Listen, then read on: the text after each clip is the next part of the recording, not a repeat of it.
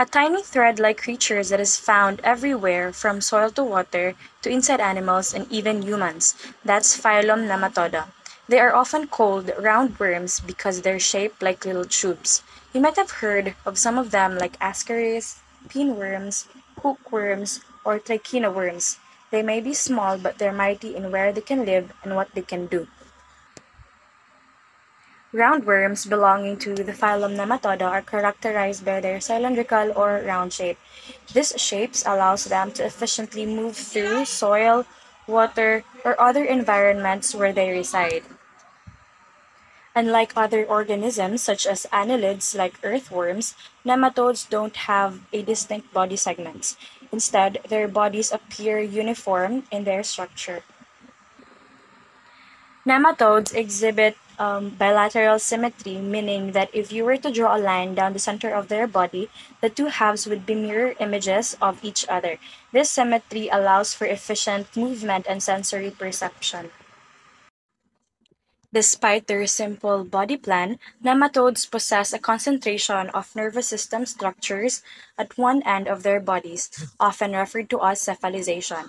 This head region contains sensory organs and nerve ganglia, allowing them to detect and respond to environmental stimuli. Nematodes have digestive system that consists of a tube within tube. This means that they have a complete digestive tract with two openings, a mouth for ingesting food and an anus for expelling waste. This efficient design allows for the ingestion, digestion, and elimination of food without interruption.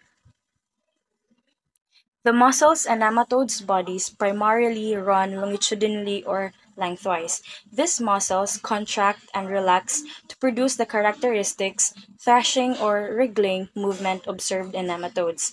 While they lack circular muscles, their longitudinal muscles allow for effective locomotion and movement.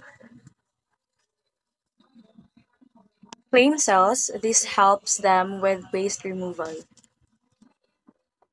Nematodes with a complete digestive system can eat without stopping and efficiently get rid of waste without losing valuable nutrients. This helps them stay healthy and energized. Worms are long because their digestive system, which goes from mouth to anus, needs enough space to digest and absorb food properly. So their length helps them to have a long enough digestive tract to do this job effectively. The excretory system is like a cleaning crew. It uses special cells called flame cells to collect waste, kind of like garbage collectors. Then it sends these waste materials through tiny tubes using cilia, which are like tiny hairs, to push them along. Finally, all the waste exits through one main tube. So basically, the excretory system helps their body to get rid of waste to keep everything clean and run smoothly. In reproduction, male and female worms are separate individuals, so just like in many animals, you have boy worms and girl worms. They need each other to make babies. That's why most nematodes are dioecious. We have two categories, the free living and the parasitic.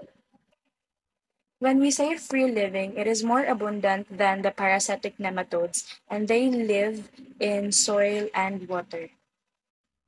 Some free-living nematodes snack on bacteria while others prefer fungi. By doing this, they help keep the soil balanced and healthy. Nematodes are these tiny creatures about 1 millimeter long on average. Some of the bigger ones actually eat the smaller ones, especially the ones that are parasites. Nematodes consume smaller parasitic ones because it provides them with food and helps regulate the population of parasites. Kind of like how bigger animals eat smaller ones for survival and balance in an ecosystem. That would be all for my part. Thank you. So hello everyone, I am Patrick Calosol and this is the continuation of our discussion in phylum Nematoda. Plant parasitic nematodes. So it is formed cysts on the roots. So parasitic nematodes are microscopic roundworms that infect plants, so causing various types of damage. So one type known as cysts cyst nematodes. So it invades plant roots and forms protective cysts. So these cysts are hardened egg-filled structures that are embedded in the root tissue. It's serving as a protective shell for the nematode eggs. So as these nematodes feeds on plant roots, they can cause significant damage, leading to reduced plant growth, nutrient deficiency, and lower yields. So the presence of cysts can also interfere with water and nutrient uptake by the plant. So managing these parasites often requires crop rotation, resistant plant varieties, and other integrated pest management strategies. So parasites. So parasites just live in another organisms. So parasites are um, organisms that live or within a host organism. So it deriving nutrients or resources from the host. This relationship often harms the host, leading to health issues or disease. So parasites can be external like fleas or internal like tapeworms. So dogs, for example, in this picture we have dogs. Dogs can suffer from internal parasites like roundworms, hookworms, and heartworms. So which affect their organs and can cause serious health issues. So, for example, in external parasites such as fleas, ticks, and mites, it can cause skin irritation, hair loss, and transmit diseases. So, regular to what is that?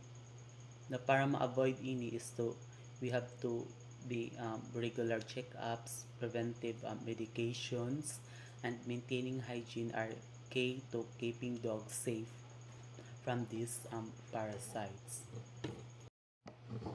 So these are the few main types of worms. We have ascaris, pinworms, hookworms, trichina worms, filaria worms. So the first one is the ascaris worms. So ascaris, it is studied a lot because they are big and shape. So in Ascaris is a genus of roundworms with Ascaris lubricoides.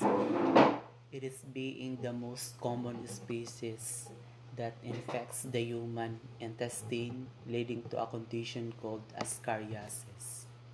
So infections happen through ingesting contaminated food or water, with symptoms ranging from mild stomach discomfort to severe intestinal blockages. It is typically treated with antiparasitic medications. So the next one is the life cycle of ascaris. So in adults, ascaris live in pig intestines, meat, eggs, live with feces. Then sa pigs that ingest contaminated food or water, start over. So since the cycle is simple, it is hard to break. So the life cycle of ascaris, it is begins with when eggs from adult worms are passed in feces and then ingested through contaminated food or water, as what I've said earlier. Then after hatching in the small intestine, the larvae travel through the bloodstreams to the lungs, then move to the throat and then swallowed back into the intestine, where they mature into adult worms. Then the next one is we have here the picture of an ascaris larvae. So after ingestion of infected eggs, the larvae hatch into the small intestine and then migrate through the bloodstream to the lungs. So then up to the throat, where they are swallowed and return to the intestine, to mature into adult worms, like here in sa picture. So this migration can cause respiratory symptoms like coughing and contribute to health issues as the larvae pass through the various stages. So we have here the Ascaris mouth. So sa Ascaris mouth naman, what is that? Sa Ascaris mouth,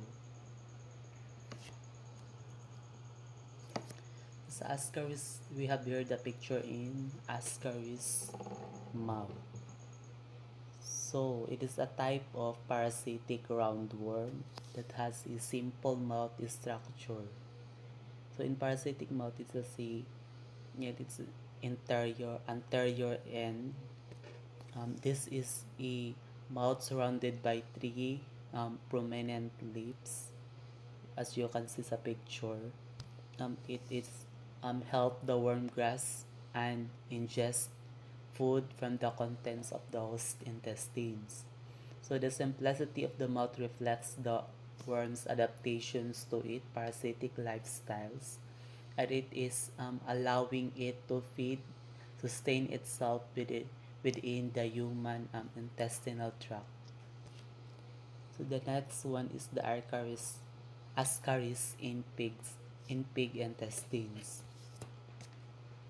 So Ascaris in pig intestine, it infects the intestines of pig with a life cycle that involves eggs being passed in feces and then ingested through the contaminated food or environments. So the infection can cause reduced growth rates, intestinal blockages, and other health issues. So it is requiring proper sanitation, management practices, and anti-parasitic treatment to control the spread in pig population. So the next types of worms is the pinworms. So pinworms, also known as the Sterobius vermicularis. So these are small parasitic worms that commonly infect the intestine and rectum of humans, especially the children. So they cause a condition called enterobiasis, characterized by intense of itching around the anus, particularly at night when female pinworms lay eggs in the perineal region. So infection often spreads through the inhalation of these eggs from contaminated surfaces, and treatment typically involves antiparasitic medication along with strict hygiene to prevent reinfection. So pinworms are most common nematode parasites in humans. So pinworms life cycle. So in adults, pinworms live in humans' intestines, met females crawl or out the anus and lay eggs on the surrounding skin. So sa kids naman, it is scratches self, then eats without washing hands and start over. So in pinworms life cycles, it is have a life cycles that starts with females laying eggs around the anus and then causing itching, which leads to scratching and the spread of eggs to hands or contaminated surfaces. Then once ingested, the eggs hatch in the small intestine and the larvae migrate to the large intestine where they mature into adult worms, repeating the cycle as females lay eggs in the perineal region. So these are the pinworms in colon. So it is an adult worms live and reproduce. So the presence of pinworms in the colon can lead to a cycle of transmission as eggs spread through the contact and reinfection can occur if proper hygiene and cleaning measures are not taken.